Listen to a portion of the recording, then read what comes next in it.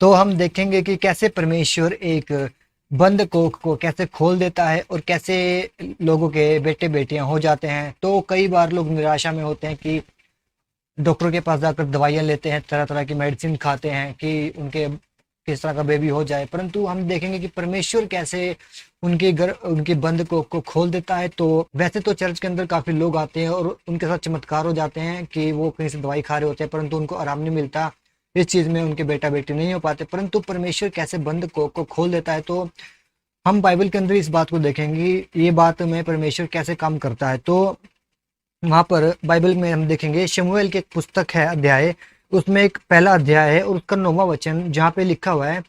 यहाँ पर एक हन्ना के बारे में बताया गया है। एक हन्ना एक स्त्री थी जिसके परिवार वाले उससे जलन करते थे, बुरा भला बोलते थे उसको कि तेरे बच्चा नहीं होता, ऐसे ऐसे करके तू बांझ है, कुछ भी बोलते थे। तो वो परमेश्वर के सामने दुखी होकर मंदिर में जाती है। तो यहाँ पर देखेंगे हन्ना क्या करती है, वह मन में व्याकुल होकर प्रार्थना करने और बिलक बिलक कर रोने लगी और उसने यह मन्नत मानी, है सेनाओं के यहोवा, यदि तू अपनी दासी के दुख पर सचमुच दृष्टि करे तो मेरी सुधि ले और अपनी दासी को भूल न जाए और अपनी दासी को पुत्र दे, तो मैं जीवन भर के लिए यहोवा को अर्पण करूंगी।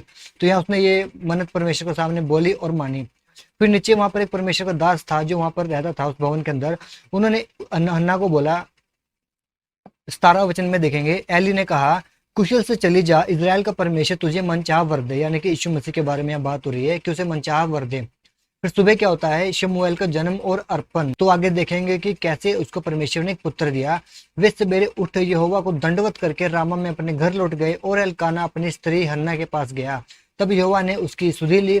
तब हन्ना गर्भवती हुई समय पर उसके एक पुत्र हुआ और उसका नाम शमूएल रखा, क्योंकि वह कहने लगी मैंने यहोवा से मांगकर इसे पाया है। तो हम बाइबल के अंदर देखते हैं कि परमेश्वर कैसे पुत्र और पुत्री को भी दे सकता है। जैसे कि किसी की लेडीज की लाइफ में ऐसी प्रॉब्लम चल रही होती है, वो खुलकर ये बात नहीं बता पाती और डॉक्टर पे जा जाके परेशान हो जाती है। तो यीशु मसीह एक ऐसा रास्ता, ऐसा परमेश्वर है, सच्चाई का रास्ता, जो उद्धार तो आप लोगों को देगा, आत्मिक जीवन के अंदर बढ़ाएगा, स्वर्ग में जाने का रास्ता देगा, परंतु उसके साथ साथ आपको चंगाई भी पूर्ण रूप से परमेश्वर देगा, क्योंकि वो आपके पाप क्षमा करके पूर्ण तरीके से चंगाई दे देता है। तो अपने पापों से मन फिराकर परमेश्वर के पास आ जाइए और यीशु मसीह से प्रार्थना कीजिए कि वो आपकी हर एक बीमारी को ठीक कर दे और सच में परमेश्वर आपको छूकर चंगा करेगा। तो परमेश्वर को धन्यवाद करते हैं इस वीडियो के लिए। तो मैं वीडियो यहीं पर खत्म करता हूँ। सबको जय मसीह की।